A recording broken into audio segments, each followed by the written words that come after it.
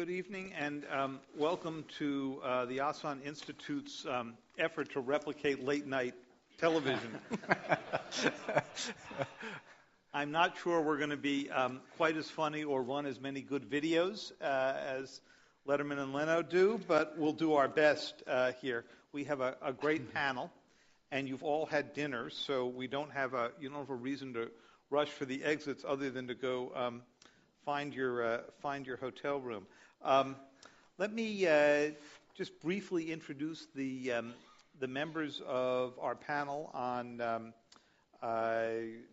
managing crises on the Korean Peninsula. We have a great panel for this, and then we'll go right into the discussion. We're going to use the same format we used in the plenary session the other day. Each one of our panelists is going to speak for about 5 minutes.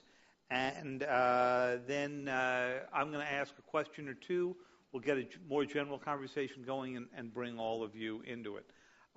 We have with us, second down for me, Mr. Gary Seymour, who's Special Assistant to the President handling weapons of mass destruction issues, and has long been involved in all of these issues. And in his days before government, wrote and spoke on some of the best books and studies on both Iran and North Korea and the broader issues of arms control that I've read any place.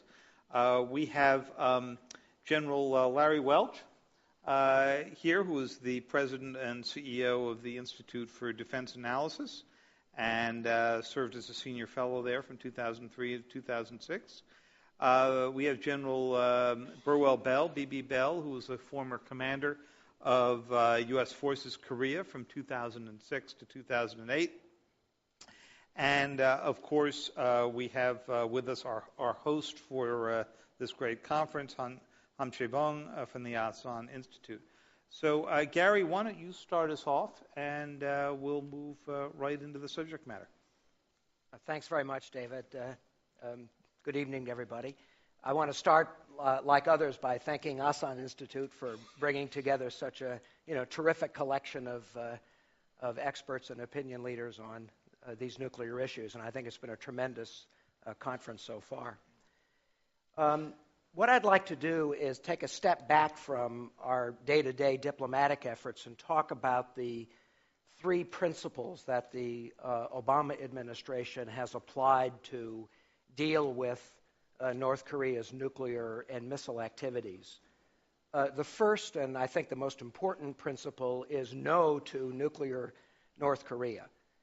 The North Koreans, I'm sure, would like to have the world recognize and accept them as a nuclear power. But I think we can't do that. North Korea's nuclear and missile programs pose a direct threat to the security of U.S. allies in the region, ROK and Japan, and increasingly to the United States itself.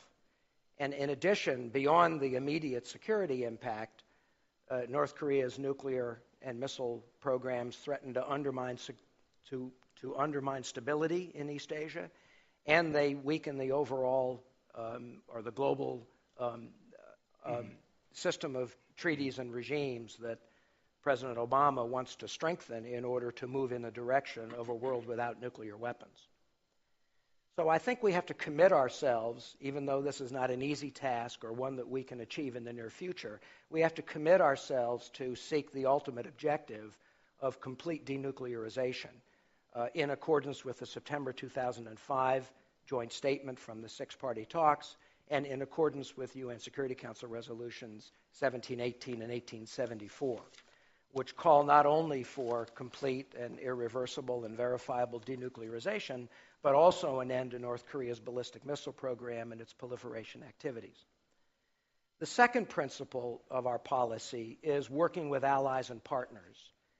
The U.S. recognizes that in some respects we have the lead in dealing with the nuclear and missile issues, but we can't do this alone. And the Obama administration, I think, has gone out of its way to try to strengthen cooperation with our allies, with the ROK and Japan, in order to coordinate and maximize our leverage in dealing with this difficult issue. Not only in terms of strengthening diplomatic leverage, but also strengthening military cooperation. whether it's missile defense with Japan or greater cooperation with South Korea in some of our military exercises, for example, in response to the recent shelling of Waipido Island. We also obviously need to work with China and Russia, as people have talked about. Even though they have slightly different interests than us, I think they both share the same interest in preserving stability on the Korean Peninsula, avoiding conflict, and ultimately trying to achieve denuclearization. Beyond the countries that are directly involved in the six-party talks, there's a broader community that has to cooperate in order to implement the sanctions that have been imposed by UN Security Council Resolution 1718 and 1874. And in particular, to the extent that North Korea continues to try to sell items that are prohibited by those resolutions, and in particular military-related commodities, it requires the broader international community to work together to stop those shipments from taking place. You're all aware of the recent success we had in turning around the MV Light, a ship that we believe was probably carrying some items that are prohibited by the UN Security Council resolutions. I think the success of turning around the MV Light is a good case study for the kind of international cooperation that's necessary to keep the pressure on North Korea. And the third and the final principle is action for action. Good for good and bad for bad. This is a dual-track approach. To the extent that the North Koreans continue to carry out provocations or violate Security Council resolutions with missile and nuclear tests, we have to be prepared to respond by increasing pressure through political isolation and economic sanctions, as we did in response to both the nuclear tests in 2006 and 2009, both through multilateral efforts but also through national efforts that each country can take. At the same time, the U.S. remains open to engaging North Korea on denuclearization. We recognize that sanctions alone will not work unless we also offer the North Koreans a better prospect for more prosperity and for having normal political relations with the United States and the rest of the world. We've made it clear that we're willing to resume the six-party talks once the North Koreans have demonstrated that they're willing to improve North-South relations, to avoid additional provocations, and take concrete steps toward getting rid of their nuclear capabilities. If North Korea shows that it's sincere, we're prepared to respond in kind. And if, at the end of the day, we're able to achieve denuclearization, President Obama's made it clear that we're willing to normalize relations, provide economic assistance, help North Korea become part of the normal international community. But until that day arrives, I think we have to prepare ourselves, we have to strengthen our defenses, work with our colleagues, and remain vigilant so that we can respond in the event that North Korea moves in the direction of provocation and confrontation. Thank you. Well, thank you, Gary. Let me just pick up on two of the things that you raised in your presentation there. Your first point was no to a nuclear North Korea, that they'd very much like the United States and others to accept them. If you were a North Korean and you looked out around the world and you saw a Pakistan that the United States and other countries tried to keep from going nuclear, but which ultimately did and is now largely accepted. Nobody sits around trying to talk the Pakistanis into giving up their weapons, even after one of the biggest proliferation cases in history. In India's case, obviously the U.S. sanctioned India for its nuclear tests. During the Bush administration, signed an agreement that basically brings them back into the fold and accepts their nuclear program. So if you're in North Korea and you look at those two examples, is it unreasonable to come to the conclusion that if you just hang tough long enough, the U.S. will back down and accept you as a nuclear power? I'm sure that's what their strategy is. And, of course, they've been pursuing a nuclear capability for well over 25 years. So we're dealing with a country that has a deeply committed for their own reasons, they see having a nuclear capability as being essential to the defense and survival of their country. There's no question. That's why this is such a difficult problem. That's why we haven't solved it up to now.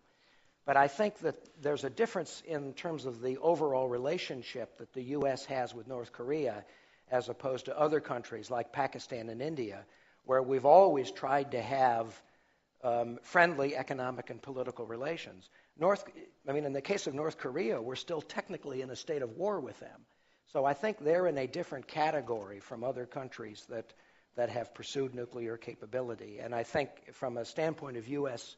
national security interests, it's hard to see how we could accommodate ourselves to North Korea having nuclear weapons, which wouldn't represent a threat to our interests in a way that India and Pakistan really don't represent.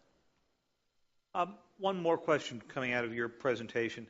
I covered the Bush White House during their first and second term dealings with North Korea. I would say the first term was quite hard line, but the second term, North Korea was taken off of the terrorism list.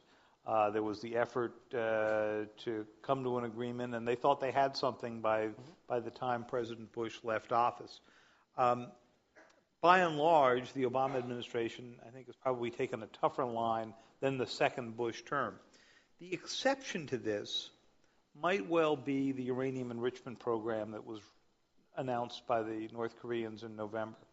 The U.S. said at that time that North Korea would pay a price for having done this after, 10 years of watching this.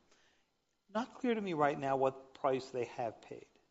Well, I think it's too early to make that decision, because if there's going to be a resolution of the nuclear issue, the North Koreans are going to have to account for the enrichment program. And unless that issue is resolved, unless we can be satisfied that the enrichment program has been, A, stopped and secondly dismantled, then there can't be a solution to the nuclear issue. And clearly the North Koreans' claim of having an enrichment program complicates a solution, because enrichment is generally easier to hide than the nuclear reactors and reprocessing facilities. But I think it's made it more difficult. But I think at the end of the day, unless we can satisfy ourselves that we have a full grasp of the extent of the enrichment program, and we're confident that it's been stopped and dismantled, there just can't be a solution. But as we've learned in Iran's case, you can spread an enrichment program all kinds of places. You can build centrifuges one place and fuel the other. Is that what you're telling us, basically, that it would be impossible to really resolve the question of where North Korea's nuclear facilities are now unless you had full scope run of the entire country, as opposed to prior to this when you could pretty much look at Yongbyon and a few other places? You have to start with a declaration, and then you have to have a mechanism for verifying the declaration, and that's something to be negotiated. Obviously, we would seek as extensive an inspection mechanism as possible. The North Koreans presumably would be interested in limiting that as much as possible. So what comes out of the negotiation is some compromise, hopefully something that would give us enough satisfaction that we've accounted for the entire enrichment program, and yet would be something the North Koreans could accept. But I think that will be probably the most difficult issue in the negotiations, as it is in most arms control negotiations. Verification normally is the toughest problem that has to be resolved before you have an agreement. But without effective verification, it seems to me arms control agreements aren't worth very much, and that's true whether it's U.S.-Russia or the NPT or some agreement with North Korea. Well, thank you. I'm sure we'll come back to these in the Q&A. General Welch, as you listen to Gary and you think back about the broader issues of trying to deal with the potential of eventual reunification between North and South, what are your thoughts on how the U.S. needs to think about and our South Korean friends need to think about crisis management here? Well, I think over the last day and a half, we've heard a very rich menu of possible crises on the Korean Peninsula. And from that menu, I would pick two. And they're the most obvious two. But I pick the most obvious two because they're also two of the most difficult and two, I think, in most urgent need of planning and preparation. And those two are the very real prospect of economic and political collapse of the DPRK and greatly escalated DPRK belligerence with nuclear weapons in the mix, and the two are connected. And that the second might well be a consequence of the first. And then two of the broad possibilities for reacting to those potentials are variants of the favorite theme of reunification. That certainly has been an enshrined goal for at least 6 decades. And the preference would be the first of the two possibilities, which would be orderly, peaceful, gradual reunification of some kind. And the second would be a collapse, which then is followed by rapid, chaotic, and dangerous reunification of some variety. It's easy to pick your pick. You would, of course, pick the first, and that's as if we were going to manage it.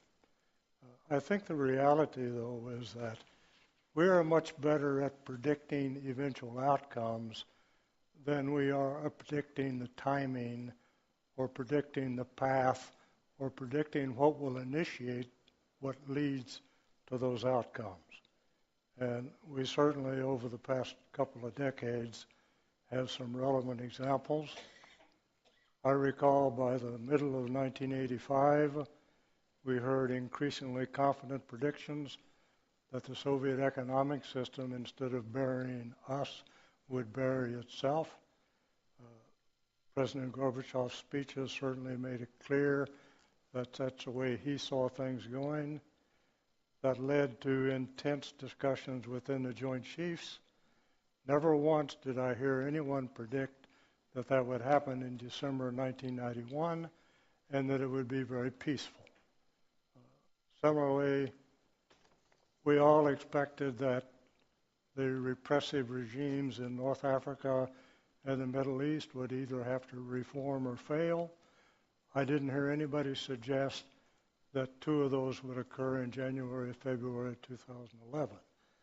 My point is, we're pretty good at predicting outcomes. We are not good at predicting timing, and those two examples are simply to illustrate that rapid change happens, and in fact, rapid and unpredictable change is probably more likely than any of our predictions, and we really do need to be able to deal with that. I used those two examples, but the failure of the DPRK would be a very different kind of example. I happened to be en route to Moscow for a meeting with the Soviet Ministry of Defense, when, while changing airplanes in Helsinki, our schedule changed from meeting the Soviet Ministry of Defense to meeting with the Russian Ministry of Defense. But otherwise, the meeting took place as planned. That would not be the case if you had that kind of a short-time failure of the DPRK. It would be much more traumatic and much more chaotic.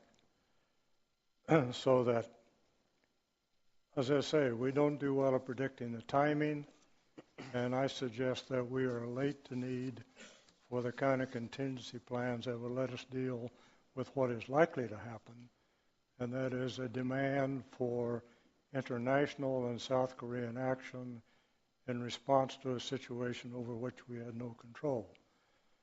Clearly, one of the greatest obstacles to any kind of orderly or even chaotic is the economic disparity. And we hear often the German example as a place to get insights, but I suggest only insights. That was a very different situation. The economic disparity in terms of income was something like 3 to 1. In the case of the two Koreas, the lowest I've heard is 17 to 1. The highest is 40 to 1. So again, the demand for planning and preparation certainly should be overwhelming. In the meantime, we have to deal with DPRK behavior. And in the long list of things we're worried about, Certainly at the top of the list, as has already been suggested, is the DPRK nuclear program. If we look at the 1991 North-South Joint Declaration, the 1994 Framework Agreement, the current effort to renew the six-party talks, I think we have now seen a repeating cycle. And the repeating cycle is we enter into negotiations, or things that we call negotiations.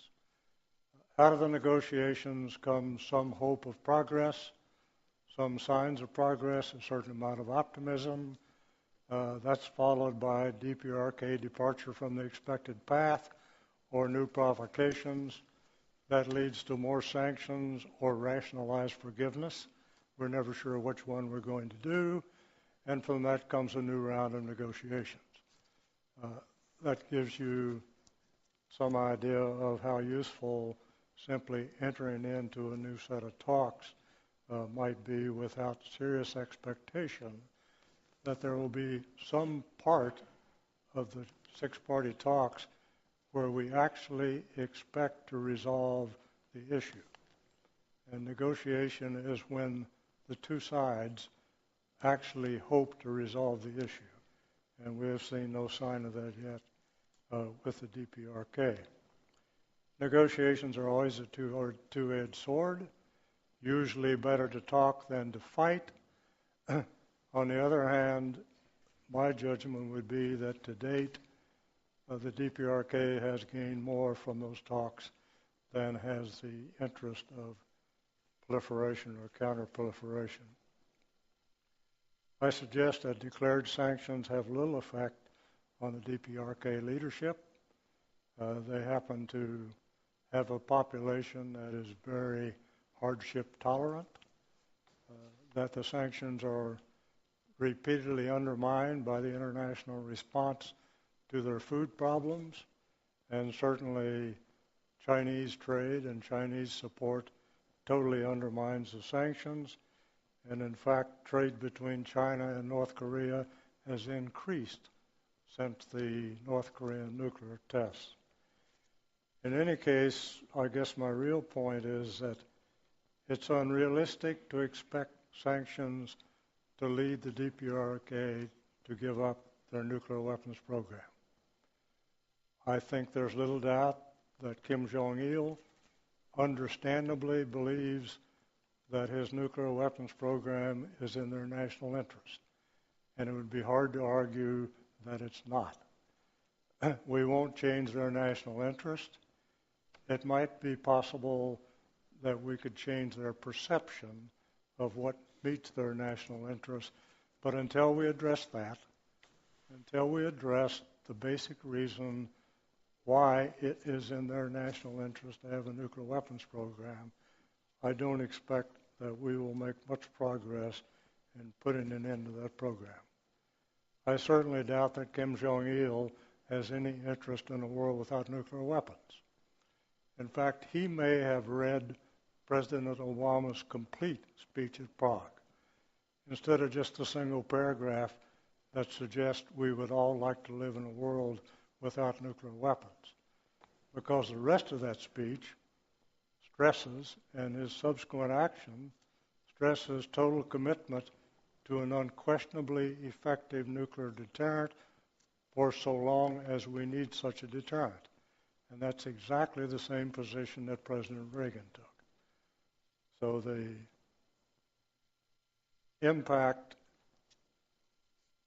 of our need for a nuclear deterrent is certainly going to have very little effect on Kim Jong-il. On the other hand, we have no choice but to continue talking, but as I've suggested, we need to distinguish between talking and negotiating. And somehow we need to create the true motivation on the part of North Korea and some of our other six-party talks partners in actually resolving the issues that are the reason for the six-party talks. And I think we are far from that point at this point in time. Thank you. Well, thank you, General Ellis. Let me ask you to dig in a little bit harder on your observation that one has to prepare for a sudden or violent collapse, and one that we might not predict. And as you point out, our record of predicting the timing of collapse is almost perfect in missing each of those. In fact, I think President Obama was told in December by his own briefers that it was very unlikely that Tunisia uprising would spread to Egypt, a prediction that did not stand the test of post-Christmas terribly well. And ask you the question, if we were to truly prepare for a collapse of the North, it seems as if the first thing you would want to do is have a quiet agreement in place with China so that you did not have the United States, South Korea, and China, and maybe other powers, racing to secure either the same territory or the same nuclear weapons, even if their intentions were the very best, which might be to secure the nuclear weapons so that a rogue member of the North Korean military didn't seize them. None of that has happened as far as we know, and I'm wondering what you think could be done to get that happening. Well, I think that when we talk about something as large as the economic and political collapse of the DPRK, then we sort of get stuck there. If you do serious contingency planning, you then have to move down to what are the actual results of that you have to deal with. And it so happens that if you list the top 2 or 3, those are problems for South Korea and for China. Massive movements across political borders, people seeking a livelihood. How does one deal with dismantling a 1.1 million man army? How about the disposition of the nuclear weapons? The point is, there are a set of specific issues that would arise from a sudden collapse where there's a mutual interest between the U.S. and China to understand what might have to be done to deal with those and other issues. So the motivation should be there. I suggest that it's worthwhile to simply begin talking to China about that set of issues in a bilateral framework. And yet, China began the Obama administration being relatively helpful on North Korea when you think about the resolutions that were passed after the nuclear tests and the missile tests. Something changed at the end of 2009 and through 2010 where the Chinese began to worry much more about stability in North Korea. Anything that you could recommend to Mr. Seymour and his colleagues about how to change China's perception of their own interest here, in which they're putting stability far ahead of denuclearization? Well, I don't know that you can change their perceptions, and that it's no surprise that China's primary motivation at the moment is to prevent a collapse. But you can take the next step and say, what is it about a collapse that would be such a huge problem for China? And we can take into consideration that the cost of their propping up of North Korea is increasingly expensive. There is increasingly less confidence that it will continue to work. So I don't think you can start by saying to China, your basic purpose of sustaining stability is wrong. I think you have to go the next step and say, but that might not work. And then what? They certainly are contingency planners. Very good. General Bell, as you look at the broader problem that the world is facing with the North right now, and you think back to your own time not so long ago running U.S. Forces Korea here, what's the core problem we are facing? First core problem is that for those of us who came in here from the United States, we're just waking up. We're not tired at all. because of the no jet lag and jet lag. So this could go on all night. Yeah. I feel sorry for our Korean hosts, though, because they've got to be getting really sleepy. So We're going to have a coffee break. We're going to have to have a consultative at 2 a.m. We've got a coffee break built into the program. So I'm wide awake now. I'm wired. I'm ready to go. I don't need any coffee. We have But contingency about 3 o'clock planning today, for it was tough. I thought about talking about crisis management in a classic military context, which would bore you unbelievably. Suffice it to say that the United States, the Republic of Korea, and Japan, not quite as directly related in a tripartite sense, but suffice it to say we have really formal and effective crisis management standing operating procedures and processes that are very impressive. That doesn't include China or Russia or North Korea. They're not in the room, but I'm very confident that escalation on this peninsula of crisis will not be as a result of independent actions by either South Korea, Japan, or the United States. These are all well-honed processes. So now I've decided to come at this from a little bit different perspective, and we can talk about those procedures if you like, but from a more strategic perspective. And I'll share with you my thinking on a broad strategic framework for crisis management in Northeast Asia. With a nuclear weapons capable North Korea today, and we have to assume that they have a weapon that they can deliver. If nothing else, put it in the belly of an airplane and fly it somewhere. That the crisis management perspective in this area of the world has changed radically. As we would say in America, it's not your daddy's crisis management anymore. It's something different. Crisis management now in this area of the world involves much more than just a peninsula war. And I don't mean to lighten the meaning of that. If you're in a war, it's a big war. It doesn't matter where it is. But now it involves more than just North Korea and South Korea, with the United States, China, Japan kind of posturing to determine how deep they're going to get into this thing. It now involves the potential for a global expansion quickly with armed combat between major powers of the world, whether that be in Asia, that expansion, Europe, or indeed the United States mainland, assuming that the development of the Taepodong 2 continues and North Korea achieves the capacity to actually put a nuclear device in the United States.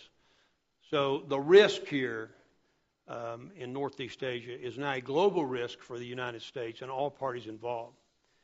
And my view is that that is exactly as North Korea wants it and indeed may have planned it. And this is exactly the scenario that they pursued for years. Incredibly, over the past couple of decades, the North, in my view, has effectively outmaneuvered both China, their benefactor, and the United States into a potential nuclear confrontation for which they, the North Koreans, actually control the trigger. This is a position that the North believes gives them enormous latitude to conduct provocations, lethal strikes, short of a major invasion, which they're not capable of doing, but to conduct provocations and lethal strikes against the South with little fear of major retaliation, while at the same time, in the North's view, providing them with strategic leverage in any talks or negotiations aimed to resolve the full range of problems remaining from the Korean War, as well as the nuclear problem. And so our leaders and our diplomats must now place a high premium on strategic management processes for crisis here, crisis resolution agreements, if we're going to have any reasonable chance at all of avoiding a conflict and ensuring that if one breaks out, it does not involve a global nuclear confrontation between either the United States, China, and Russia. Regrettably, in my opinion, I'm going to be pretty tough on the good old U.S. of A. here, so bear with me. The United States and our political leadership, both parties, this is not a political issue, security issue, has been too narrowly focused for the past 2 decades, almost exclusively on matters of war, energy, and diplomacy across the Middle East and Southwest Asia, while not paying sufficient attention to our key alliances in Northeast Asia. we view this place as a crisis management problem, not as a day-to-day alliance of extraordinary importance to the United States. We failed to find an avenue to advance agreements with China to lower the threshold of war in Korea, while we've been working hard on any number of activities in the Middle East. From my perspective, to manage crisis strategically, the United States has to quickly disengage from unproductive and dysfunctional nation-building military campaigns in Iraq and Afghanistan and assume a more effective and quick strike counterterrorism approach to international radical Islamic terrorism. And at the same time, the United States must engage in and adopt serious and effective energy independence alternatives, thus freeing the United States from OPEC oil leverage. And while doing this, the United States can then refocus its diplomatic, economic, and military capabilities to the Pacific and East Asia and re-energize our commitments to our allies and friends in this area of the world. And in doing this, we must never waver in providing our nuclear umbrella commitment to our key allies in this area. North Korea has to know with certainty that any use of a nuclear weapon in this area of the world against South Korea, Japan, or otherwise will result in their immediate destruction with all the elements of the United States military power, including nuclear weapons, if that decision is made. If we do these things, in my view, and do them quickly, then the United States can reposition itself to help diffuse and manage crisis here in Northeast Asia from a position of strength. Indeed, and as a member of a unified allied effort in this area of the world to effectively deal with a nuclear-capable North Korea instead of responding to crisis, which is what we do over here right now. At the same time, this will also put the U.S. in a very effective position to negotiate with China, where we are not very effective today, in what must be our mutual desire and effort to lower the threshold of nuclear confrontation in East Asia, thus minimizing North Korea's strategic advantage and providing for a new framework to remove nuclear arms from the North. All this while setting the North on a path of economic performance and ultimate peaceful reunification with the South in one form or another. Last, and in my view, it's crucial for the United States, Republic of Korea, and Japan to immediately join in a joint and fully integrated effort to field an effective tactical, operational, regional, and strategic missile defense capability against potential North Korean nuclear missile capability. An effective missile defense, which does not exist in this area of the world now, can be a most powerful crisis management tool, as it will significantly reduce and largely neutralize North Korea's nuclear advantage, which they enjoy today. Regrettably, we're all wasting very valuable time in not doing this, while the North continues largely unimpeded in its nuclear weapons development and delivery systems capability. Thank you very much. General Bell, you made a persuasive case that the U.S. has been too reactive in these cases and has to focus a good deal of its diplomacy. And the Obama administration has argued, at least rhetorically, that that's what they plan to do, to shift diplomacy to Asia. But when you were here, 2006 to 2008, was probably the most intense period of time in which the United States had tried significant diplomatic efforts to draw the North Koreans out. It's when they came off the terrorism list. It's when the agreement was made to begin to disable and, in some cases, destroy some facilities at Yongbyon. So the effort was made, and as soon as President Obama came in, the North Koreans reversed all of that, said they would rebuild at Yongbyon, conducted a nuclear test, conducted a missile test. So when you think about your prescription of being less reactive and getting out in front, tell me how it differs from what the Bush administration attempted and failed to do. In my view, it's more about what happened here in South Korea than what happened between our administrations. Our policy has been fairly consistent, in my view, benign neglect. Hate to be critical. But what happened in South Korea was a reversal of a 10-year movement in this country to explore a sunshine policy with the North. And inevitably what that meant, in my view, was giving lots of money and resources to the North in hopes that they would take those resources and turn them into good, when in fact, of course, they funneled the vast majority of those resources into their military, into the feeding of their military, the development of their weapons program. When the South Korean people elected in a democratic fashion, by golly, their current government, North Korea knew the game was up and that there was going to be a different approach. And indeed, there has been. So I think that was monumental in the development of the complexity of the problem with the North. I think when the South put President Lee Myung-bak in power, that signaled the end of the six-party talks process as they were arranged in the facade that they were, something that was being manipulated by North Korea while the money, food, and activities to support them came in underneath it. Remember, the Republic of Korea was paying through both goods, services, and money the North Korean government twice the amount of twice the amount of money than it was spending on garrisoning U.S. forces in their own country. So my view would be that the signal change that we need to recognize, where the South Korean people stood up and said enough of Kim Jong-il for the time being. I think that's healthy. I think it's been powerful. And our ability to react to that and to better partner with our South Korean ally, with our Japanese, talk more closely with the Chinese, at the core of that has been marginal at best. We may be missing an opportunity. I don't know what will happen in the next election here. I'm optimistic that we will still have a government that's very friendly with the United States, partnered well with the United States, and still very skeptical of North Korea. But for 10 years, that was not the case in this country.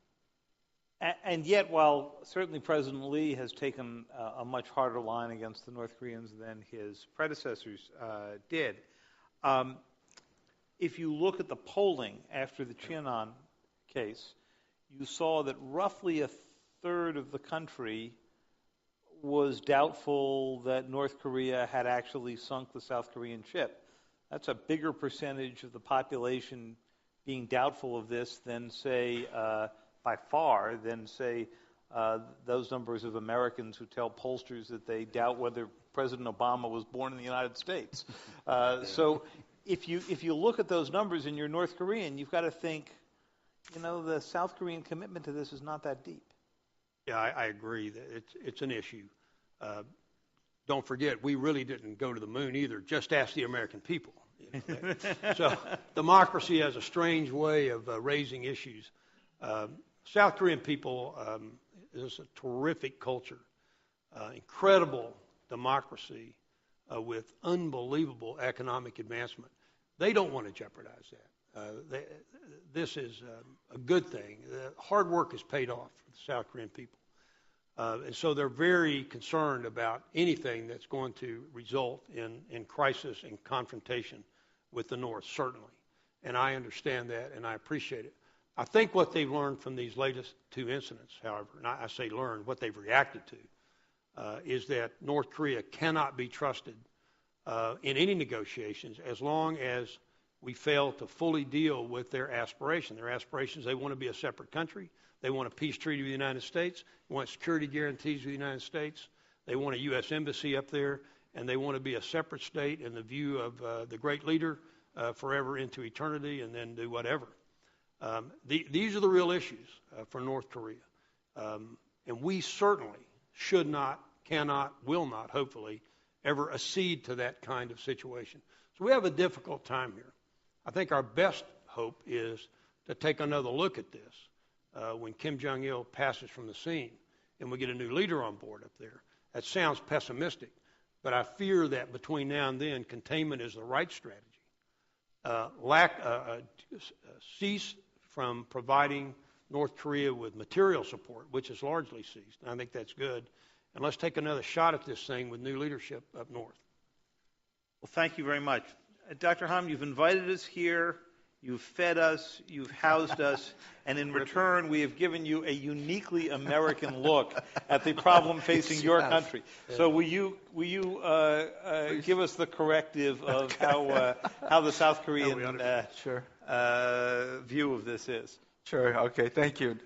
I won't play the host, but I think what General Bell just said actually is an excellent segue into what I will be trying to say. But just one thing about Mr. Zhang, your question on the Korean public attitude in the immediate aftermath of the Cheonan. You're correct that 30%, some 30% of the public polled actually voiced some mistrust of the government's report of what actually happened. It wasn't quite the actual the wording of the survey wasn't actually, do you think North Korea did it? Actually, the questionnaire, what it was asking was, do you trust the South Korean government's report? Now, it might actually. And the essence of that report, of course, was that North Korea. Right. So you are correct. But then, at the same time, in the aftermath of Yeonpyeong shelling, we did a poll. It changed drastically. So I think the two in combination, in fact, was a game changer, and that's what I'll try to talk about. In thinking about this talk, I try to give it a title. It's always nice to try to give it a title because it sort of focuses your thought on what you're trying to say. And I came up with a lot of things. One was waking up to a new old reality. But I think as I was listening here, I just came up with something as managing a permanent crisis. Because I want to ruin your evening now that I fed you. But because I think we're in a situation where actually, in a sense, collapse of North Korea, as difficult as it might be, might actually be a pretty good turnout. Because it'll ultimately bring an end to this whole crisis. But the way I'm seeing things is that it might not come to an end. There may not be a resolution. Because if we keep thinking about contingency, if we keep thinking about collapse, that somehow tricks our mind into thinking that, we're having a very difficult time, but maybe in a few years this might actually be over. And let's say in 20 years we might be living in a not only nuclear-free Korean peninsula, but it may be a North Korea-free Korean peninsula. But that may not be the case at all, in fact. Now, I think I jotted down a few points that'll bring me to that conclusion.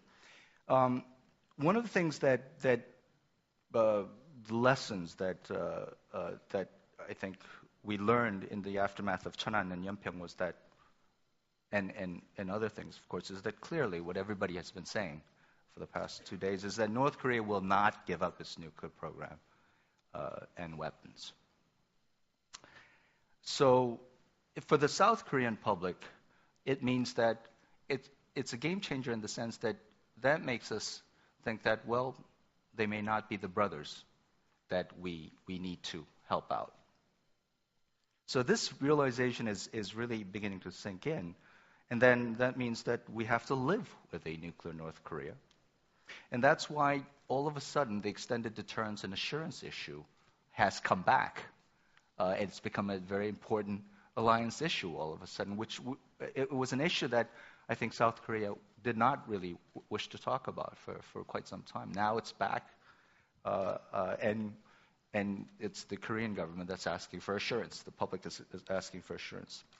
There are even talks of building up our own nuclear arsenal. We have some very prominent journalists who actually argue that, I don't know how sincere he is in it, but certainly there's a point that he's trying to make.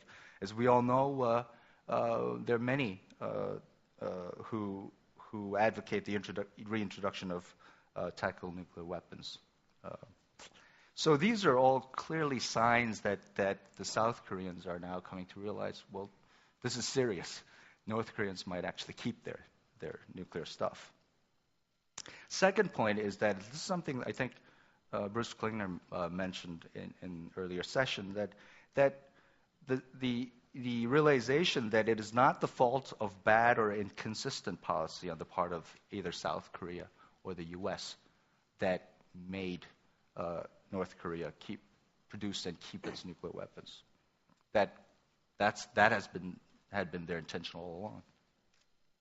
So what that means is that I think there's a real attenuation of this long-standing debate that we've been having in the country between those who advocated engagement versus containment, right? Sunshine versus hardline. That whole debate, which has been racking our society, I think there's been a noticeable attenuation of that. And, of course, coupled with that is a call for a stronger alliance with the United States. Even talks of military relationship of some sort with Japan, something that was quite unimaginable, I would say, a year ago, 2 years ago. Third point that we're coming to realize is that China will not side with us, at least on security issues. I think ever since our normalization with China in 1992, we've been, and because we've seen such just enormous growth in our mutual relationship in terms of trade. Of course, already they're our largest trading partner. Our trading volume with China exceeds our trading volume with U.S. and Japan combined.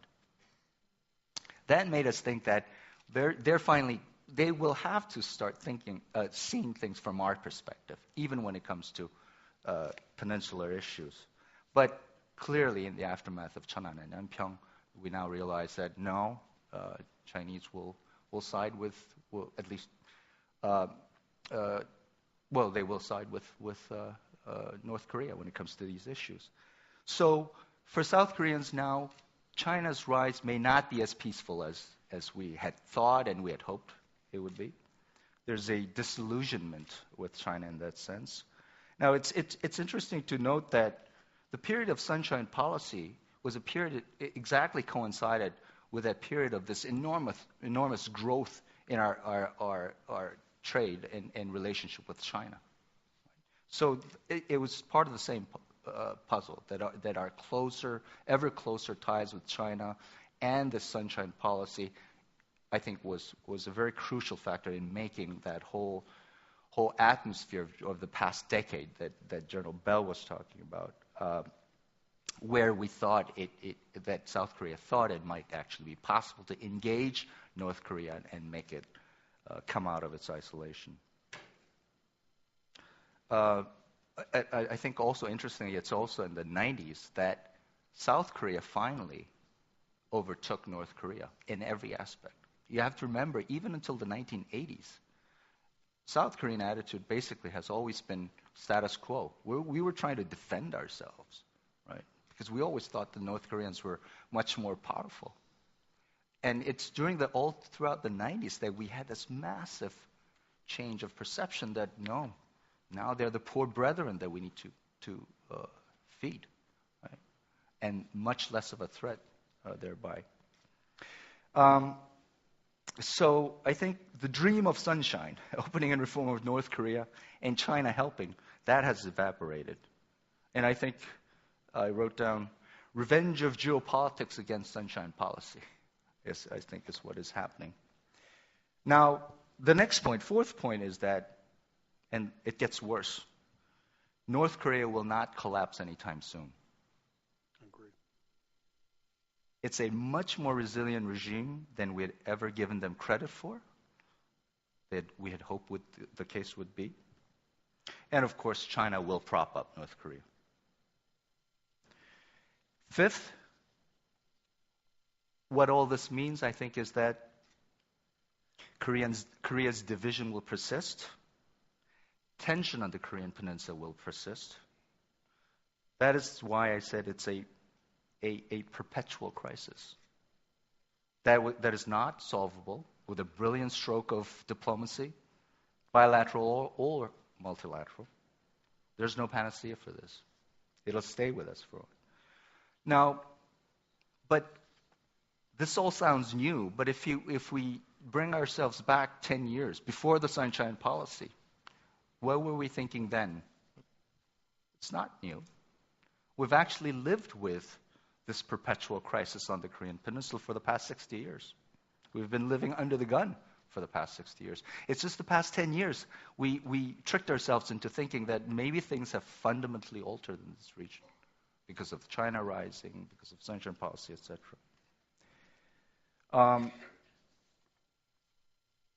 As I think Dr. Hansung just said at the plenary, back in 1994, when North Korea withdrew from the NPT, we really thought the world was coming to an end. But now they're experimenting with, detonating nuclear devices, firing ICBMs, and I remember the last time they tested the bomb was the day on which former President Roh Moo-hyun passed away. And I remember when that news, first the news of the bomb came, and then the news started to trickle out that former President Roh had committed suicide. And I remember one of the first reactions that I saw on the blogs was that, sorry, did I say it the other way? We had the news of the president's death first, and then we had the news of the detonation of the bomb, and then the blogs were saying that this is a trick. This is another trick on the part of the government to try to, diffuse this public outpouring of sympathy for the former president, etc. They just wouldn't believe it. Right? It's such a different reaction from what we used to think a North Korean detonation nuclear device would elicit. So what I want to conclude was to say that I think this really brings us back to where we really were. And I think we're talking about the alliance system, something that Dr. Seymour was talking about, the importance of the alliance. And now this is the hub and spoke system that the U.S. had set up in post-World War II, immediate aftermath of World War II. All throughout, remember, in the 90s, we were saying that, this whole alliance system is gone. It's Cold War is gone. We don't need this. What are we going to do after? What's going to happen with the U.S. forces in the Korean Peninsula, et cetera, et cetera? Nobody's asking that question anymore. Everybody's saying that why it's so important that we keep them here. So what we need is more of the same, but better. Strong U.S. ROC-U.S. alliance, strong U.S.-Japan alliance, closer ROC-U.S. ROC-Korea, South Korea-China relations, of course. I think we can't drop that ball. We really got to persist and improve our relationship with China so it becomes a strategic partnership, which is what it's already called officially, but it really has to become a kind of relationship in which we can discuss these strategic issues. So I'll end with this pragmatic realism, no illusions about North Korea and China. Thank you, Dr. You mentioned at one point that remarkable statistic that the trade between South Korea and China now exceeds South Korea's trade with the United States and Japan combined. Yet what you don't hear in the South Korean political system is anybody suggesting that you go to China and say, it's time to make a choice. Mm-hmm. You can pin your star to the country that's bringing you new technology and joint investment, or you can stick with your ally of 50 years who brings you headaches and comes by looking for food aid every few months. Why has that not happened? Why have you not forced the Chinese to make that choice? In fact, that's precisely the kind of debate that we are having internally all the time. But it's the kind of, they're just too big. we just feel we are just so dependent. We're dependent. And that's why the discussion really doesn't get much further than that. Brings a whole new meaning to too big to fail. Yeah, Exactly. yes. Right. And Gary, a question for you out of Dr. Ham's statement. This is the second or third time in the course of the conference that we have heard people at least raise this debate that's happening in South Korea about the reintroduction of tactical weapons, which I think were withdrawn during the George H.W. Bush administration, for which I realize you were just a young undergraduate or graduate student at the time. But can you imagine a situation in which the United States, given its current position of moving to a world without nuclear weapons, would reintroduce tactical weapons to the Korean Peninsula? I think we shouldn't get distracted by this debate. I mean, tactical nuclear weapons don't serve any military utility, as our colleagues will tell us, because we can carry out our defense, commitments to South Korea using nuclear weapons based in submarines at sea or even from the continental United States. The only value tactical nuclear weapons serve is political reassurance, symbolism. And if the alliance is strong in very important ways that are operational in terms of exercises and cooperation, we shouldn't need to have the symbol of tactical nuclear weapons here on the Korean Peninsula. And would you go as far as to say that reintroducing them here might have the effect of actually speeding up the North Korean program? I don't think it's likely to have an effect on the North Koreans, but I do think it would complicate our diplomacy with China and Russia. And part of our game here is to get the Chinese and Russians as much on our side as we can, again, recognizing that they're always going to have the tug of conflicting interests, as General Welch has said. I think we have to recognize that China and Russia have enduring national interests that are different than ours, and we can't expect them to act exactly the way we'd like them to act. But it's our job in terms of diplomacy to make them bend or tilt as much as possible in our direction. And if we reintroduce tactical nuclear weapons, I think that would be complicating and would work in the other direction. Well, let's open it up to all of you. There are microphones around, and if you'd wait and tell us briefly who you are, and please make your question a question, and we'll start right over here. Can I sit or? Yeah. I just want to reinforce Professor Ham's point. An example is Defense Minister Kim Kwang-jin stated yesterday that North Korea's device is on way of becoming miniaturized, which means that it could be put on a short-range missile and pose a very strong military threat.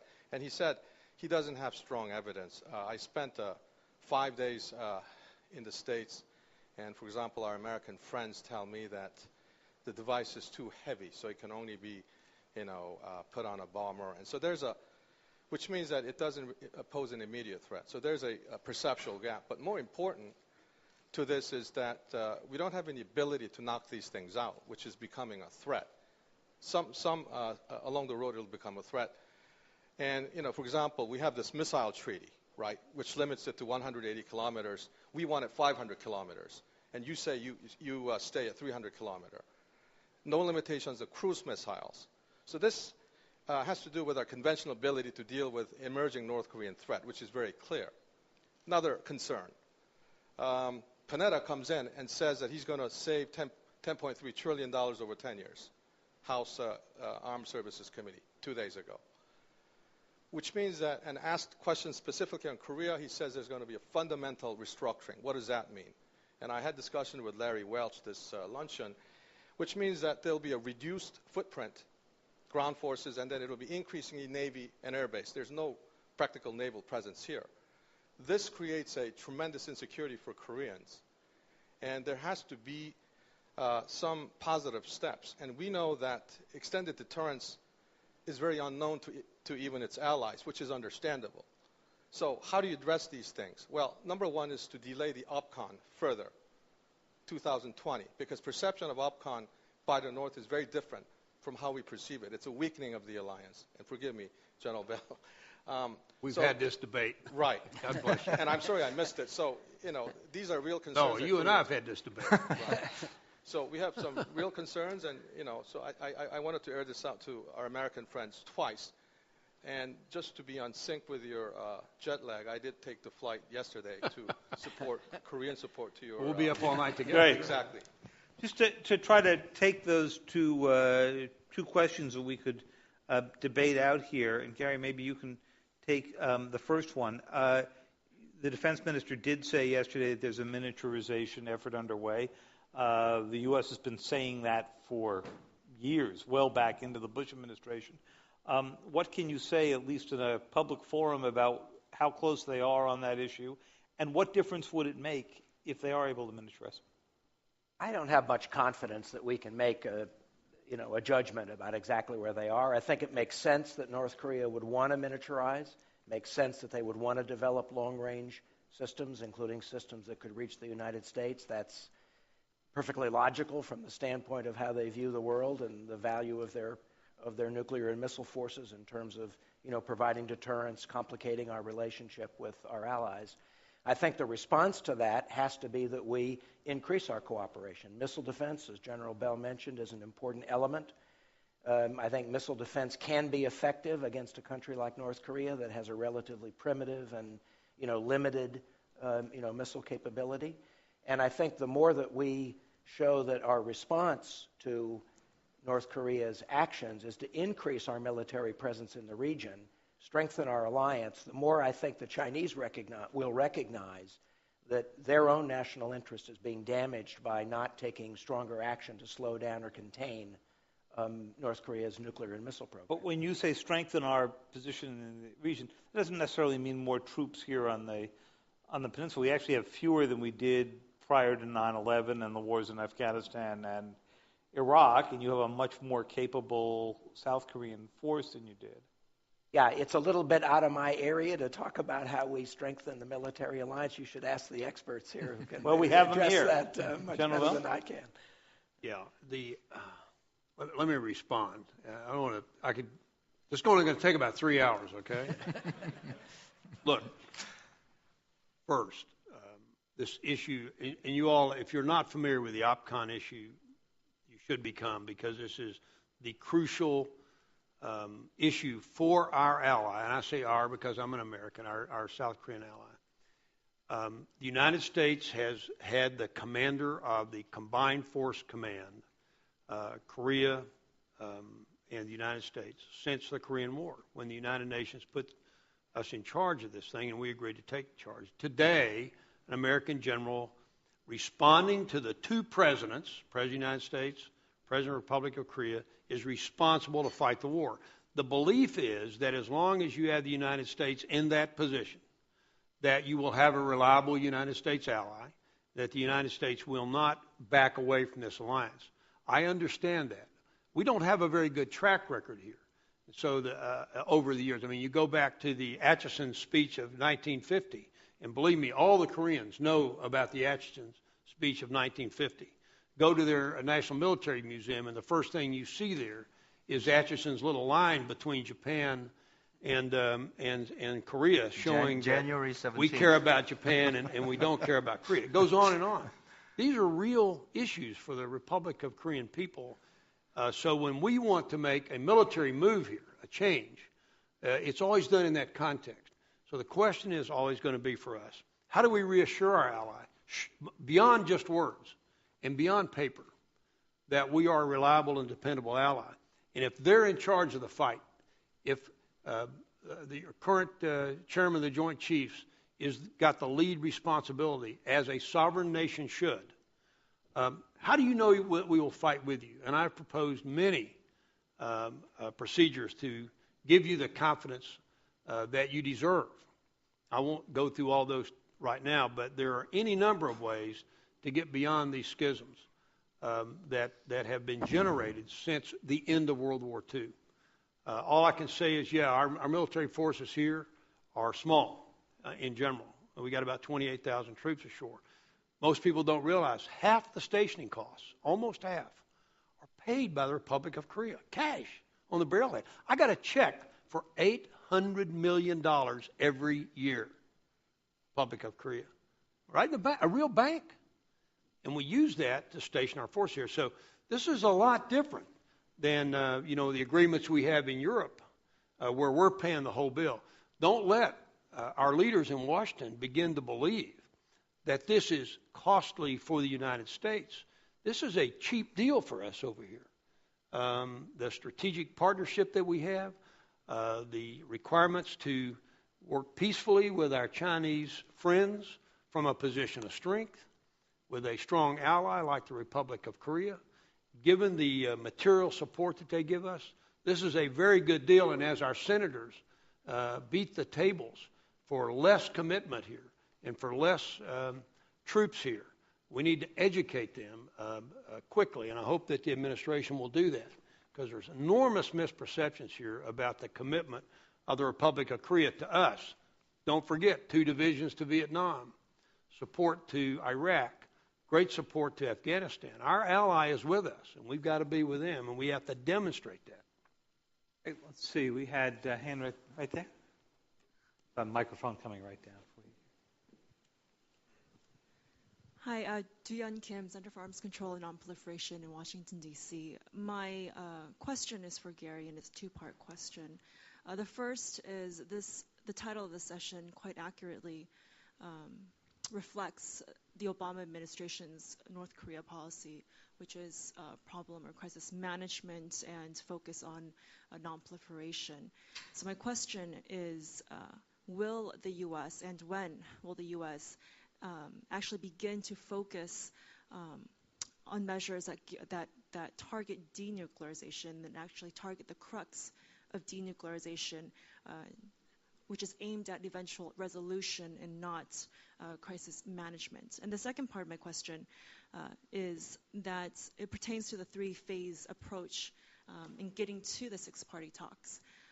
And we all know that even without the 3-phase approach, it takes quite a long time to get to the 6-party talks. It takes quite a long time to coordinate and get enough coordination on substance and agenda before the 6 parties can actually sit down. Coordinating diplomatic schedules is also a beast in and of itself. Now, considering how 2012 will be a very eventful and busy year for South Korea and the U.S. with presidential elections, and China with leadership transition, and North Korea claiming to open the door to becoming a mighty and prosperous nation, is there enough time and political will from the part of the U.S. to get to the 6-party talks before we enter a very busy year next year, and not only to get to the 6-party talks, but also to start to make some sort of an agreement and to start mapping the road ahead after meeting at the 6-party talks? I think the ball is in North Korea's court. I mean, as far as the Obama administration is concerned, North Korean behavior in 2009, the missile and nuclear tests, and then in 2010, sinking Cheonan and shelling Waipido Island, that has put them in a hole. They have to demonstrate to us and to the South Koreans that they're serious about the 6-party talks. So rather than just rushing back into a meaningless diplomatic process, we want to see North Korea demonstrate, both through their dialogue with the South, some assurance that they're not going to engage in military provocation, and some concrete steps that demonstrate they're serious about nuclear disarmament. Once they take those steps, we're willing to resume the 6-party talks. But we're not going to resume talks just for the sake of talking to them. And I think, to some extent, the North Korean behavior in the last 2 years has really hardened the attitude of the Obama administration, which came into office much more willing to seek engagement on the basis of the agreements that the Bush administration had. The North Koreans threw that all away. And so, when you ask the question about will, you really have to ask Pyongyang whether they have the will to get back into the negotiations. I think there's been an interesting shift in North Korean, at least rhetoric. In 2009, when they walked away from the earlier deals, they said that the 6-party talks were dead forever. They would never go back. Then they said they would go back to the 6-party talks if sanctions would be lifted. Now they say they'll go back to 6-party talks without condition. So I think we've seen a shift in North Korean attitude in terms of moving in the direction of being willing to have the six-party talks resume. I don't know that shows that they're genuinely sincere about nuclear disarmament, or whether the pressure is starting to have enough of an impact so they at least want to look like they're interested in diplomacy. I can't answer that question. But all the questions you asked about whether there's enough time, it's really North Korea that has to make that decision. We're prepared, but they've got to show us that they're serious about having those discussions before we'll do it. Okay, we're running a little bit short on time, and we have to give them enough time to assemble the breakfast for us outside. So we're just going to take a couple more right over here. Thank you. My name is Alexander Ilyichev. I represent the United Nations Secretariat here. For this reason, I cannot go into specific details of this extremely important discussion, but I decided to say the following. All of us who participate in this conference this day and yesterday feel the concern and frustration about the situation in the peninsula. I also would like to urge everybody to recall the three principles that Gary Seymour just shared with us. It's not trivial words that were said. They are real principles, and they are the basis for any action to follow, which we already see working. One thing I would add, Mr. Ham, from these principles, that inevitably at some point the inter-Korean working track will be added and should be added. I mean, there is consensus about it that without working inter-Korean interaction, no problems can be solved. And this is coming. I have no doubt about it. Just to reassure you, Koreans are not alone. Not only there is a strong and functioning alliance in the region, there is no question about it. The basis, the foundation for common action is already being created. They're very useful and actually positive lessons, both from the engagement period called the Sunshine Policy and the six-party talks process. Can we move you to a question? Yes, it's not really a question. I think it's important to say these words. So a lot of work has been done, meanwhile, by the 5 parties at least, to prepare for the eventual resumption of the process. As long as this unity of action stays in place and moves forward, I can guarantee you, and I hope the time will prove me right, you will see that there is a panacea to this crisis. Thank you. Let's go see if we can grab a question right here, right in the front row here.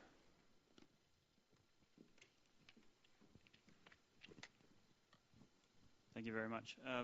My name is Crispin Rovere, the Strategic and Defence Study Centre at Australian National University. My question is somewhat an unspeakable question, and that is it possible to disarm North Korea of its nuclear weapons? And the reason I ask this question is a lot of people are talking about Libya now and it giving up its WMD program and, the message that sends to Iran and to North Korea. It seems that perhaps one of the only ways to deter Iran is to convince Iran that having a nuclear weapon will not make it immune from attack, but actually invite it. And therefore, my question, is it possible to disarm North General Korea? Walsh, you started off by saying that you believe we should give up hope that they would actually give up their nuclear weapons, didn't you? I'm sorry? You said at one point in your presentation that there was almost no chance they would ever give up their nuclear weapons. Yes. So can you address this question? Well, we've been through this before. That if you mean, can we disarm them without high risk? The answer is no. We went through that with the Cuban crisis. And the president asked, can you assure me that you will get all of those missiles with this strike? And the answer from the Air Force chief was, no, Mr. President, I can give you 95%, but I can't give you assurance, in which case the president said, then that's not an option. We are certainly in the same position when it comes to any attempt to physically disarm the North Koreans, given where they are now. We had an opportunity.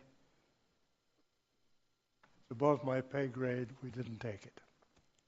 Gary, the other implication of this question was that the action in Libya has sent a message, the North Koreans have said this publicly, that the Libyans should have thought twice about giving up their weapons program during the Bush administration, that had they not given it up, they might not be getting nightly visits from NATO.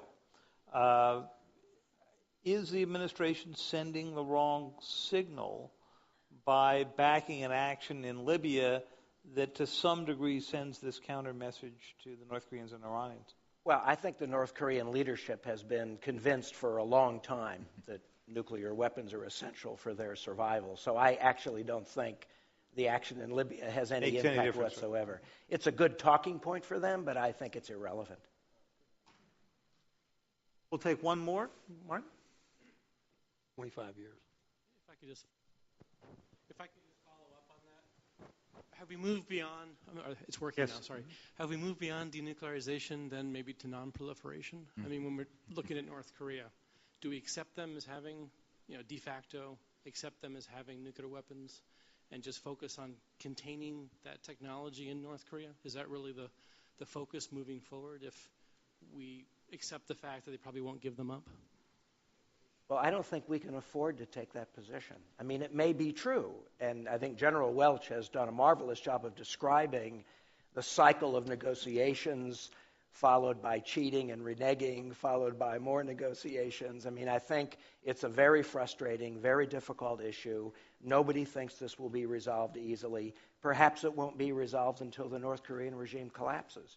But as a matter of government policy, we can't say we give up and we're not going to continue to work at this problem. I think that would be devastating for the region. I think if the U.S. were to appear to acquiesce, I think it would put tremendous pressure on other countries to move in the direction of developing nuclear weapons, which is very much not in U.S. interest. So I think we've got to continue to stand for denuclearization and to make it clear that we'll never have a normal relationship with North Korea. There will never be peace on the formal peace on the Korean Peninsula as long as North Korea has nuclear weapons. Dr. Ham, do you agree with that, it seems that Gary has separated out the statement that the U.S. can never, and I assume South Korea as well, can never accept a nuclear North Korea. I think President Bush used to say we can never tolerate a nuclear North Korea. And yet the policy looks like more one of containment and acceptance because, as you said, there's no way to get 100% of the weapons, especially if we don't know where they are. I think the sense in which when I said permanent crisis management, I think it's really trying to make their, as Gary just said, I mean, it's trying to make their life pretty miserable as long as they have it. So, I mean, it's going to take a lot of effort, and it's going to take a lot of coordination. I know that we have been less than successful, the other five parties and others, in making their life as miserable as it possibly could be. But I think that's the only thing that's left at this point, and that's why it's going to be very hard work for all the parties concerned. And until that happens, I don't think we can. I mean, we can't give up on that and simply say that they're a nuclear power now. Well, thank you very much. I'm glad we solved this one. And since we started at 8 in the morning and we're finishing at 10:15 in the evening, I would say that people have put in a full day's work here. So I thank you again, and I thank each of the members of the panel for a really great discussion.